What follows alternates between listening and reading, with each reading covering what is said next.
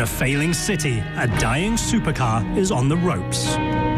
When Detroit's automotive-based economy goes south, the last true muscle car from the Motor City is laid off. Those were dark days. The economy deteriorated and we were left without a Viper.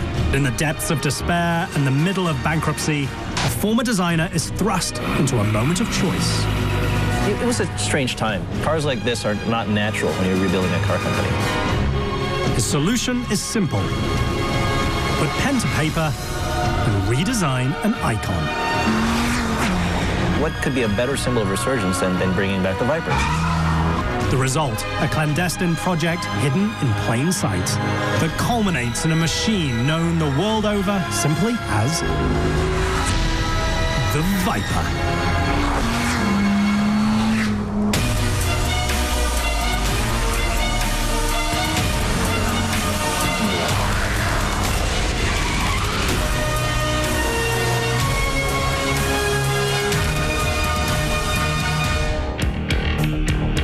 It's the peak of a 20-year-long quest for American speed. A massive 8.4-litre V10 roaring loudly to the tune of 640 tire-torching horsepower. And 600 foot-pounds of frame-wrenching torque. All of which rockets the machine to a top speed of over 320 kilometers an hour. But as of April 2009, the fifth generation of the Dodge Viper was permanently grounded. The company went through a bankruptcy and we were left without any prospect of doing a new Viper. The 2008 financial crisis affects car makers around the globe, forcing Chrysler into bankruptcy, including their Dodge division, which manufactures the Viper. Chrysler was in financial troubles, the economy was bad. The automakers were struggling. They were running out of cash. There was talk of bankruptcy. I actually lived in Detroit during all the bankruptcies, and the mood was just awful. A bad mood made worse when Chrysler kills the Viper. I can only imagine that the reason that Chrysler killed the Viper is because it just wasn't selling anymore. It had run its course. You have to understand the company's going through so much at the time, had so many other priorities. Ralph Gilles, a former head designer, is thrust into the CEO role for Dodge's SRT performance division. We were building new plants, we were fixing older cars, really trying to become a relevant car company, at the same time develop a future. If there's one person in the entire automotive industry that PR people never want in front of a camera, it's Ralph Gilles, because he curses like a sailor, but he tells it like it is. Tasked with raising the spirits of a now beleaguered company, Ralph decides the best cure is to dream big, supercar big. The depths of the worst time, at the darkest hour, we actually gave a sketch assignment and had a lot of the designers kind of doodle on what the next Viper could look like. At least they could dream and they could look beyond the bankruptcy. What better elixir than having a job like that? So, you know, the designers were sketching these beautiful, passionate things, and it was gorgeous.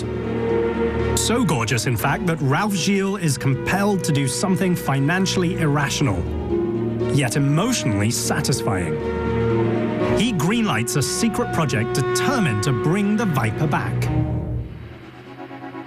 There was a room in the back of the design studio that was under lock and key. The designers would sneak back there and work on Viper concept because it wasn't an approved project. I remember the first time Ralph called me, he said he wanted to put together a proposal, keep it really quiet.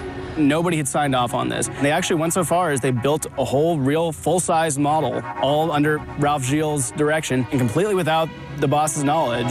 I think Gilles was genius in saying to the guys, all right, look, let's just have some fun. Let's see what happens. Like all good spy thrillers, before you can have a clandestine project, you need a code name. The term that we had been using in our meetings and in the hallway was, hey, we got to keep this below the radar. And Dick said, well, why don't we call it F-117?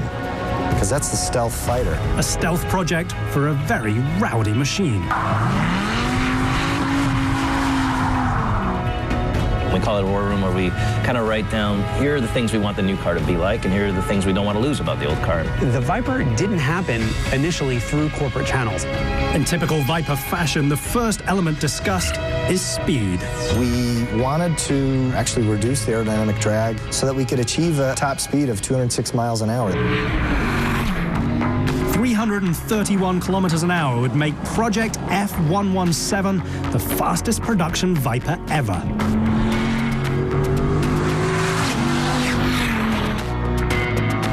But to do it, the iconic body needs to be completely redesigned. It was purely driven by what the wind tunnel was telling us. So to hit our top speed target, a lot of the front end design we had to change. The team decides to add some more muscle.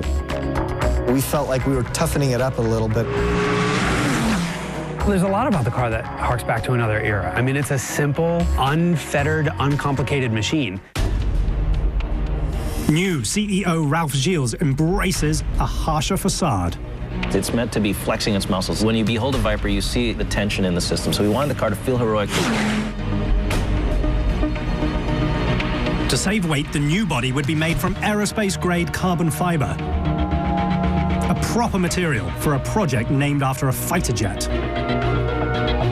But redesigned bodywork and materials alone don't get you over 330 kilometers an hour. The covert team would also need more power. Lots more power. When you achieve speeds in that realm, you have to add a lot of horsepower to go faster. To build a better afterburner, Ralph turns to the wily old veteran of Viper engines. For the past 20 years, Dick Winkles has continually found more power for the V10 power plant. Ralph had kind of challenged us for horsepower. Dick and his team squeeze another 40 horsepower out of the engine, yet they also reduce its weight by almost 12 kilograms. The engine's outrageous. You know, at 8.4 liters, 512 cubic inches, nobody's doing engines that big. In the world of supercars, power-to-weight ratios are everything. More power and less weight translates into only one thing: faster acceleration. It's about motor. I mean, this car is a motor strapped to a transmission and rear-wheel drive, with a bunch of seats and airbags. The proposed upgrades to the 5th generation Viper would give it a ratio rivaling €1 million exotics, but at 1/10 of the price. Yet high performance alone isn't enough in the rarefied air of the supercar world. If you think of the original Viper, we spent all the money on the horsepower and going fast, and it was really an engineering-led exercise. You go to today, and that isn't good enough. In 18 years of production, the Viper averages 1,500 units a year. The expectations for the new Gen 5 machine are set at 2,500. We've always been a low-volume producer. I mean, the Viper's best year was 3,000 cars. To be more successful, the new machine needs to appeal to a wider audience. The biggest challenge that Viper faces is trying to appeal to people who are used to more, shall we say, traditional supercars.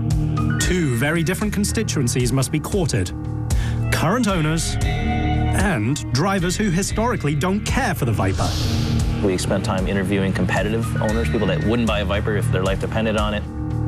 If you lose your core base and you fail to attract new customers, that could be the real danger for them. Perception of the Viper is a crude, raw sports car. What makes a Viper is the rawness of it. That's always been the appeal of the car. I mean, you had a big engine, a manual transmission, rear-wheel drive, and it was up to you to make it all work. For years, the raw, back-to-basics feeling was a selling point.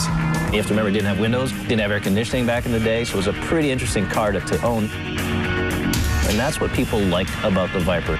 The modern supercar landscape is different. Drivers have evolved. They want more technology, more comfort, and more performance. To succeed, Team Viper will have to walk a very thin line. We obviously wanted to mature the car. We didn't want to lose that edge that Viper has. It's a battle for the soul of the machine. We knew we had to take the car to the next level in terms of refinement, quality, materials, finish. Do you continue to be raw or cave along the cutting edge? We've got a lot of the modern accoutrements, but we haven't lost the soul of the vehicle. The result is a Project F117 presentation. We took one of our favorite sketches, we developed it. We kind of had the new car sitting in the middle of the dome. We had the leadership surrounding it. The team of engineers and designers stand by as the future of Viper is decided. We were sitting in a very small board meeting, and Ralph Gilles made a very impassioned plea to sell the car, but that wasn't enough. And it's one of those vehicles, until you really see it and behold it, you don't understand how special it is. So we pulled the drapes off, and the reaction was pretty incredible. One look gives the new Viper life. It was an absolute surprise for them, and they walked around, they looked at it, and they said, like, we have to do this. I mean, look at it. We cried. I mean, you'd worked so hard to get it done, you couldn't help it, you know? We had a nice little celebration. Gilles' secret project pays off, but a grim reality still remains. How can a car company, riddled with financial woes, in a city devastated by economic collapse, recreate a supercar icon after it's been left for dead? It's dawn in the Motor City, a place that's had hard times, but is bouncing back. Team Viper is one of the reasons for the resurgence. They've just been given the green light to resurrect an icon. But first, they have to rebuild the once storied program from the ground floor.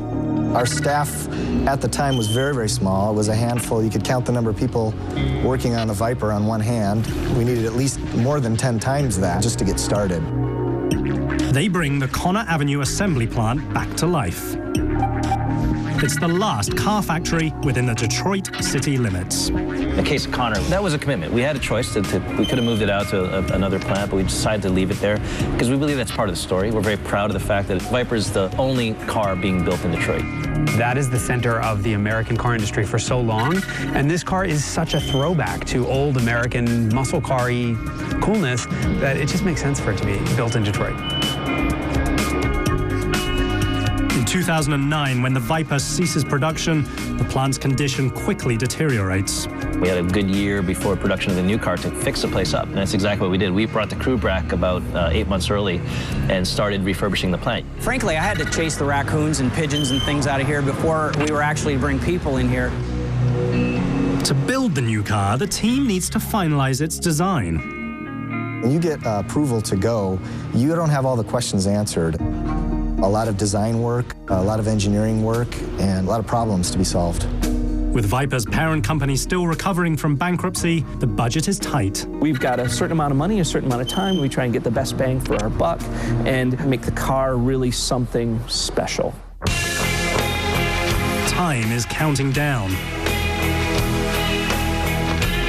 The machine is made up of over 3,700 unique parts. The most important are the ones you can touch. The Viper's impervious to trends. It will remain a Viper, and that's what a Viper's about. It's a finger in the face of convention. It's a finger in the face of society, basically, and how society might change. The Viper's not going to change. They start by reinventing the Viper's interior. When the Viper first came around, it wasn't about the interior in the car. The truth is, in the last 20 years, worldwide, the supercar market has changed a lot. Designer Tomej Jovanowski is the man tasked with bringing the Viper's interior into the modern era. This is a very iconic vehicle, so with that in mind, redesigning an icon is always a big challenge. The emphasis is put on one thing: leather, and lots of it. We wanted to almost revolutionize the interior, but still have a little bit of the feel of the first vehicle. 90% of the new Viper's interior is wrapped in leather. We can customize it. The owner can make it as unique as they possibly want. Combined with the exterior options, customers can choose from over 300,000 combinations. With only 26,000 Vipers ever made, that gives owners a high chance of having a one-of-a-kind machine.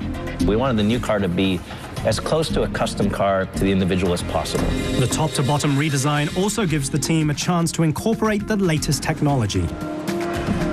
It takes 30 computer modules, 5.8 million lines of code, and over 1.5 kilometers of wire to power the Viper's electronics. I think that's one of the beauty of the Viper is its simplicity. It makes it a lot more timeless. So the way we approached it is to have all the technology, but give it almost an analog feel. After years of avoiding new technologies, the team decides to give the reborn Viper a 21-centimeter screen for driver information. It sounds pretty basic, but Team Viper has its own twist on the instrument panel. An illuminated, snake-faced tachometer when you reach high RPMs. A big part was to have a vehicle that will still look good 10 years from now or 20 years from now. While the interior design is an easy upgrade, evolving the machine's exterior is a more challenging task. Engineers modify the body for performance and make minute changes inside a secret wind tunnel. The two-story building features a 6,300 horsepower fan that helps Viper engineers seek the perfect aerodynamic shape. Swoopy, sexy curves are kind of A, more American, and B, I think easier to do in a wind tunnel. I respect the SRT guys for giving it as many curves as they have and making it this complex shape that's still sultry but doesn't lift off the ground at high speeds.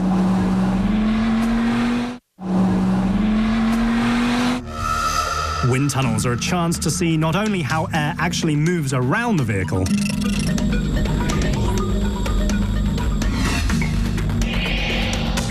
but also how the air moves through it. All the ducts you see on the Viper, all the scoops, all the vents are all functional. We spent a lot of time in the wind tunnel to shape the ducts so they not only look good, but they work well. All of the vents are actually working. It takes a lot of aerodynamic know-how to get a car to not take off at 200 miles an hour, so to keep it on the ground. Cutting-edge aerodynamics and an extreme power-to-weight ratio allow the Viper to achieve tremendous performance figures. But not every driver can safely reach those levels without some help. A major goal was to introduce the modern stability control in a way that allows people who haven't experienced the extremely high limits of a Viper to kind of get into it slowly, experience it, and find out, wow, this car's not going to kill me. It's fun. Modern stability control assists drivers so that they can push the limits safely. Stability control is basically a computer that watches everything the car's doing. It's looking at all four wheels. And if you start to spin any tires or you start to get sideways at all, it can apply individual brakes to straighten the car out. When the Viper first started production in 1992, the mere idea of electronic driving aids fought the back-to-basics approach. Now it's mandated by the government. To sell a modern Viper, engineers have to add it to the machine. Team Viper's solution is as rebellious as it is simple. You can dial it back when you want to. You can turn it completely off. Drivers have an option of which kind of Viper they'd like to drive. Raw or refined. You can turn it completely off and go do donuts all day long and have a grand time if you want to. Some high-performance upgrades require computers. Others aren't that technological. The cross brace, which is now becoming an iconic detail of the new car, actually comes straight from a racer. The cross brace increases the body's rigidity by 50%, significantly improving the vehicle's handling. The race car terms that the car just feels so stable and so solid, like a race car. All that work on the track means nothing if the car doesn't look sexy. This car evolves, but it evolves in a way that you don't necessarily see. It evolved by becoming more powerful. It evolved by becoming better driving, better handling, better brakes. They improved all of that stuff, but it remained very much a Viper. And the Viper is sort of its own thing. When it comes to getting a top-of-the-line paint job, the Viper utilizes a factory like no other in the world. We had to find the perfect facility that was wide open, that would fit the equipment that we needed and have the room that we needed for all the people here, because people are what makes this paint job great.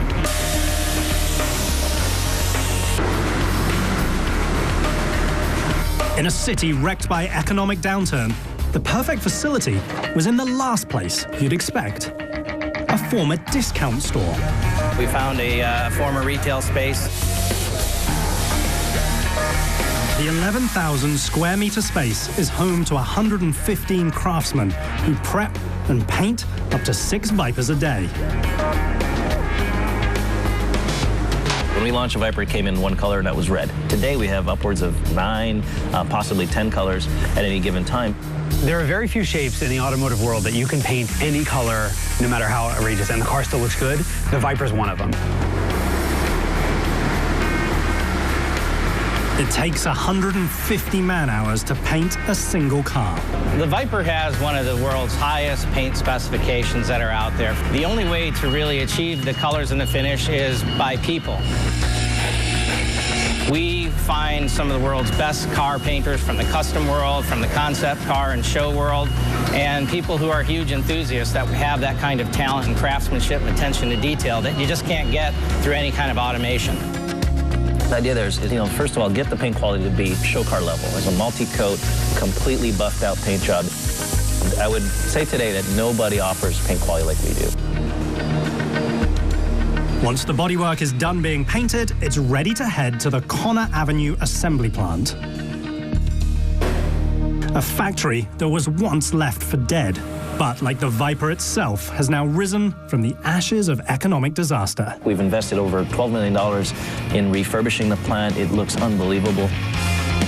The 16,000 square meter factory is rebuilt by the same employees that now work on the line. During the factory renovation, each station is customized for comfort and efficiency. It was very exciting for them. It's almost like they got to renovate their own home before moving in. The Connor Avenue assembly plant is back in business. Team Viper hopes that they've developed a world-class car, but they won't know for sure until they finally build it.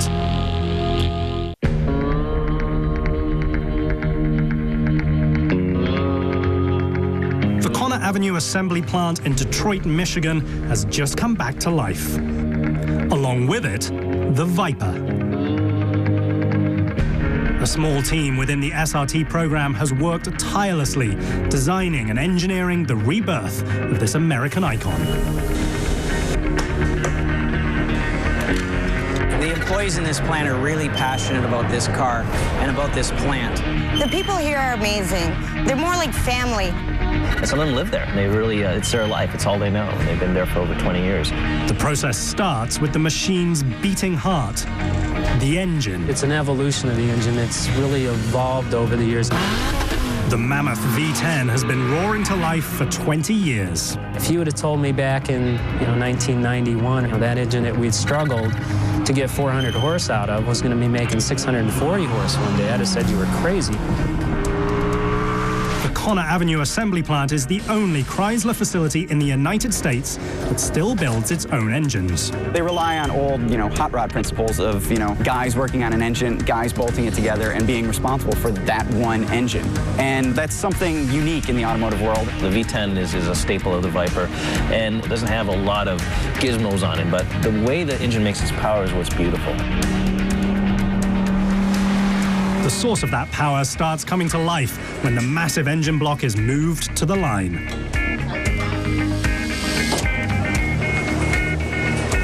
The enormous crankshaft is installed.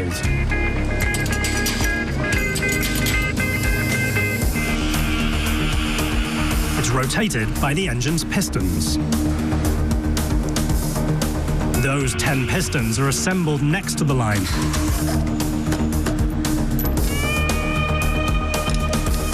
And then installed by hand.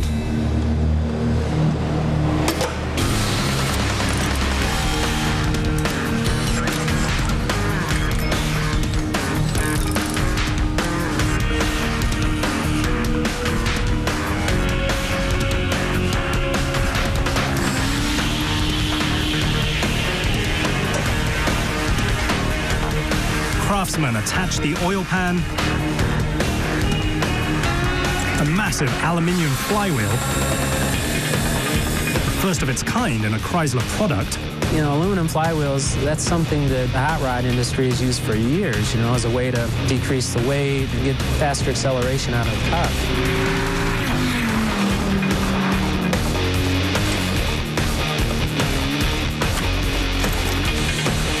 Finally, the cylinder heads. While the engine continues being built, the Viper frame is being prepped for assembly. It starts in a state-of-the-art automated station referred to as Net Form and Pierce. When it goes into the Net Form and Pierce, it'll measure the frame and it'll make all the necessary adjustments on how the frame is built. We've added robotics, which is something that the people at the plant were like, what are these things? You know, they've never seen a robot before. But other than the initial robotics, the rest of the plant is still handmade. The sophisticated robots create mounting points which are accurate to within 1/10 of a millimeter. That's less than 1/8 the thickness of a standard credit card.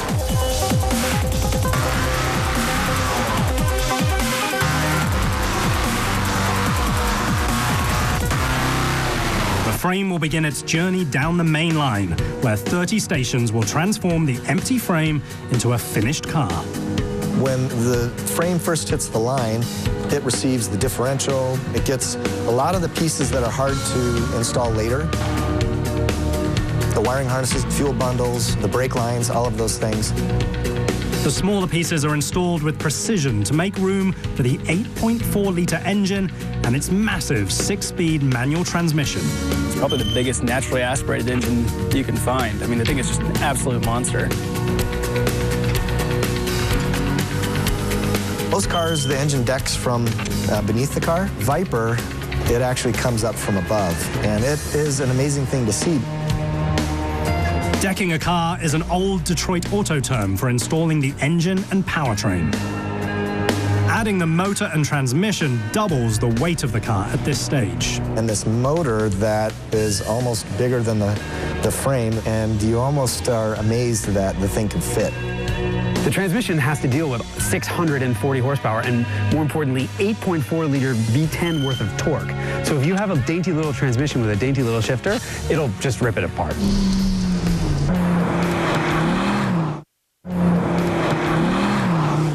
To accompany the massive drivetrain, 355mm Brembo disc brakes are installed, followed by performance shocks. This car is probably too firm for a lot of drivers, but if you're the guy that goes to the track, you'll appreciate why it's got a crisp ride.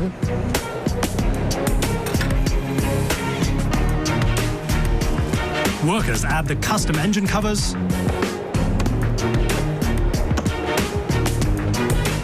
and the cross brace.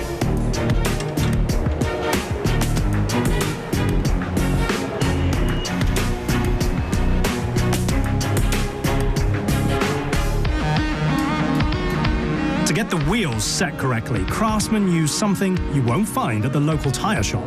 This is one of the most unique machines in the world. It's a contact aligner.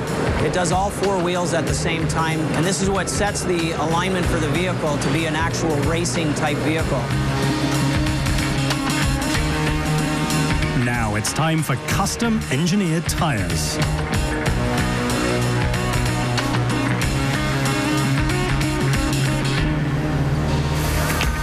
A quick bit of petrol, some fluids,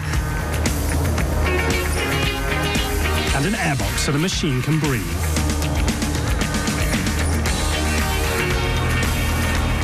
The vehicle is a rolling chassis. You could literally drive the vehicle without any panels on and go down the road and everything because it's a hot rolling chassis. In most car factories, the dyno machine is at the end of the line, but not inside Conner Ave. The Viper will stretch its legs for the first time and hit speeds over 100 kilometers an hour. We're inside the Rolls booth. This is where we test the vehicle for full drivability, for quality, and for braking, for shifting. All of the aspects of the car will be tested.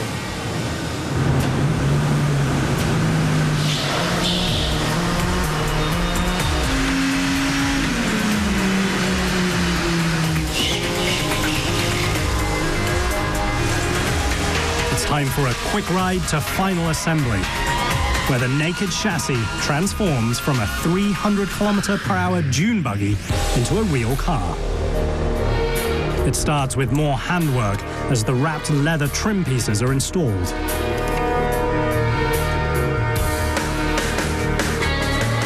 Italian leather seats, the leather-wrapped emergency brake,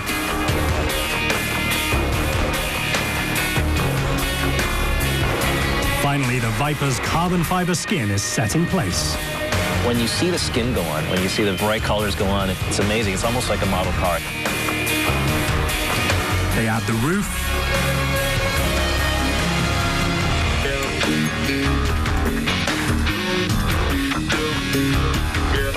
the quarter panels. All of the aerospace-grade panels are fit precisely. If a panel doesn't fit correctly, it comes here to station 270, where they check for dimensional accuracy using a robot-controlled laser.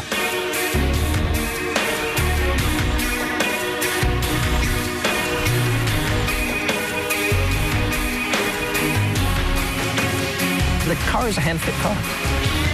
We slow the production process down. It's a 70-minute cycle if you're lucky. It's the only car still made in Detroit. And they assemble it the slowest way possible.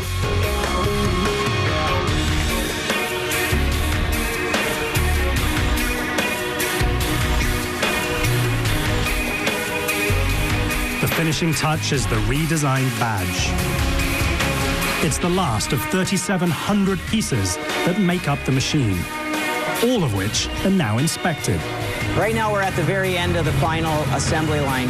The car is completely built at this point, and it will be going from here to final inspection.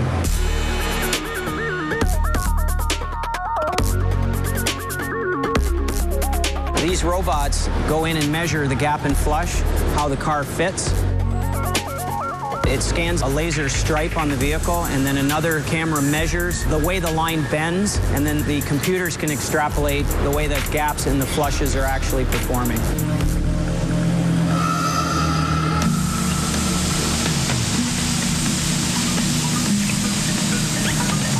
$2,650 liters of recycled water are used to check for leaks.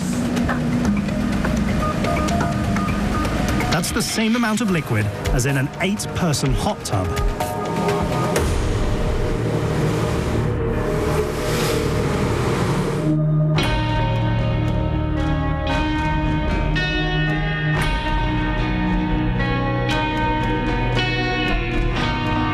Finally, every millimeter is looked over by a man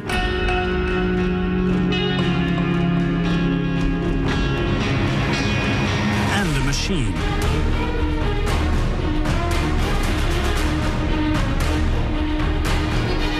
Workers get one last chance to ensure the Viper is perfect. It takes approximately 5 days to make a Viper from start to finish. Viper's built like a model car, and it's really neat to see it come together so quick. And it reminds me of that, you know, that incredible feeling when the car's coming together. You don't need to do these cars. They're not necessarily profitable, but they show the spirit. And that's what the auto industry always was about. You know, it was about proving who you are, proving your mettle. It's the gladiator side of a car company.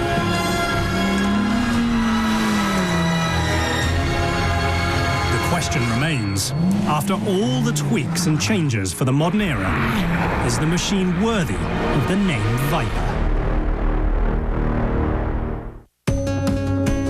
On a brisk January day in Detroit, Michigan, 1989, Chrysler unveils a radical new concept car, and the results will change both Ralph Gilles' life and the American auto industry itself. At the late 80s, Chrysler wasn't in a great spot, and they needed something to sort of build up the engineers, to tell the world that there were car guys alive at Chrysler. And they came up with this.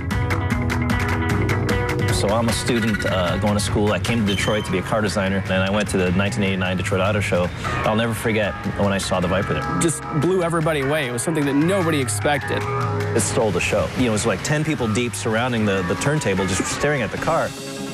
The concept car was the original Viper RT10. Originally, it was the RT10, but there's no emotion in a bunch of letters. Viper. It tells you right out the way it's going to bite you. It's rough and gruff. It kind of looks snaky. It always did. At the time, you have to understand, you know, for Chrysler, this was a pretty amazing moment to have something so radical to be seen. It purely was an exercise by a bunch of enthusiasts inside Chrysler that said, hey, let's show the world that our mojo is still there. And they never intended to build a car. But they did build it, because fans around the world forced them to. Of course, you know, letters came, people were waving checks, and the company was compelled to do it. One of those letters is from Graham Henkel. When I was a 24-year-old engineer coming home, getting my automotive news out of the mailbox, there on the cover is this sleek, sexy sketch of this black Viper, rumored to be the new sports car from Chrysler, and oh my God. Fast forward to today, where Team Viper is hoping to recreate that same buzz and restore one of the most prolific American supercars ever made.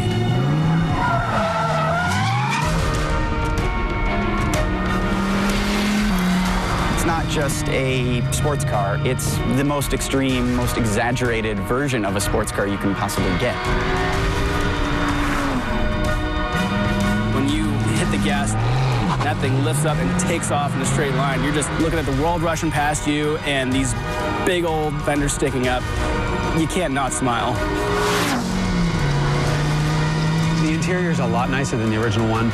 It's still not what you'd call up to the standards of, for example, a Ferrari or some of the other cars, but the Viper's not that expensive either. At just under €73,000, half the price of any Ferrari or Lamborghini, the SRT Viper is one of the most affordable supercars. This is the most over-the-top American car you can possibly buy. It's got the fattest tires in the back.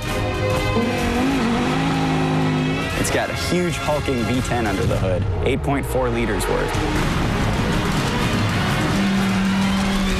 Look, it's the ultimate Acme rocket strapped to the back of Wile E. Coyote. The crankshaft itself is about the size of your leg.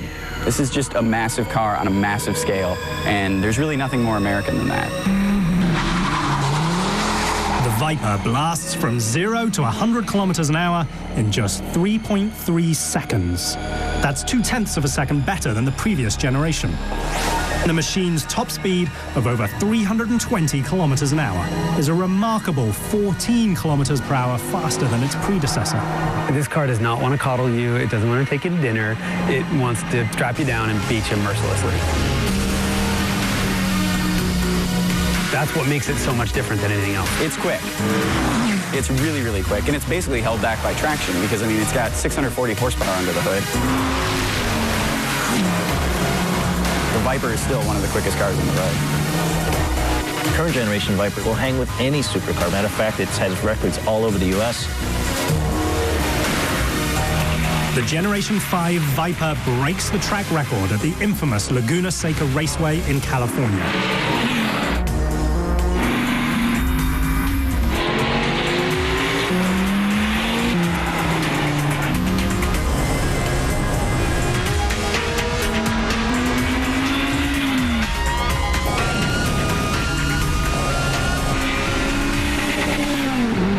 This to be America's supercar. An American supercar with a totally manual transmission. Thank God for it. I mean, paddle shifts might be faster around a track and might be easier to sit in traffic with, but American muscly sports cars should have a manual transmission because it makes you work for it. In the case of the Viper, it wants you to break your kneecap.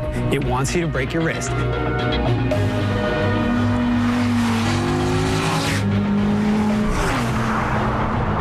The Generation 5 machine is the most modern and the fastest Viper to date. SRT will go on and on about their seats being comfortable and the interior being nice. This is not about that at all. It's about going out for a 2-hour drive on a weekend on a nice day and then being exhausted by the time you get home.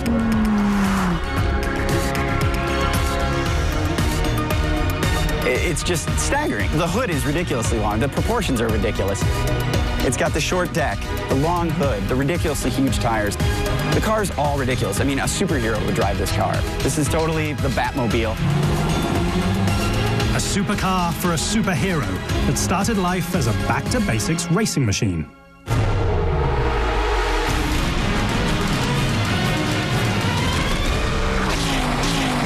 These raced at the 24 Hours of Le Mans.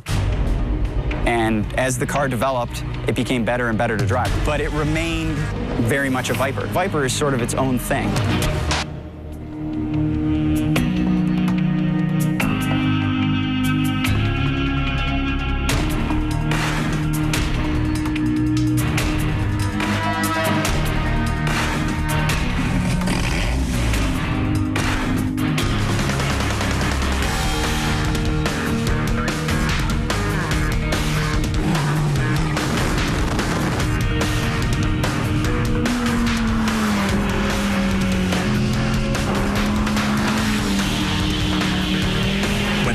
Debuted in 1989, no one saw it coming.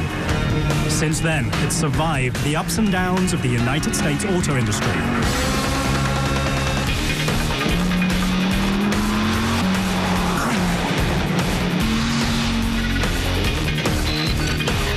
And along the way, helped to redefine the American high-performance automotive landscape. But the core of the car's soul is a very simple machine.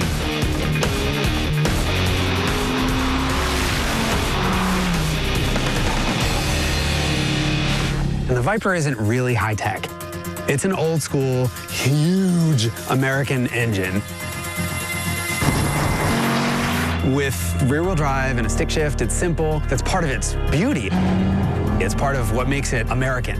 The car's been refined over the years, and this one is the most refined Viper ever, but there's still that rawness to it. It's a car that should never have been born. A machine that survived an economic collapse and exists purely due to a group of dedicated designers and engineers who wouldn't let their clandestine supercar dream die. Not many cars are actually built in Detroit anymore. Most of the factories are out in the suburbs. It's a point of pride to be able to say that their coolest car is being built in Detroit, in the Motor City.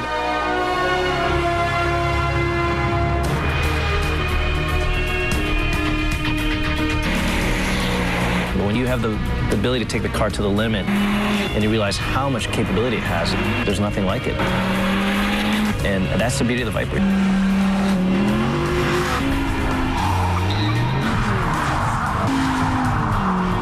It's as irresponsible as you were at 17, and it hasn't grown up, and it's never changed, and it probably never will change. It's one of those things that'll never mature. It's been a long trek to get here, but Ralph Gilles and his team of designers, engineers, and craftsmen have battled the odds to resurrect an American icon.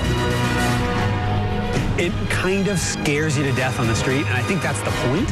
You want to be scared, you want to be exhilarated, and then the big secret is you get it to a racetrack and it's actually a pussycat. It doesn't do anything you don't want it to do.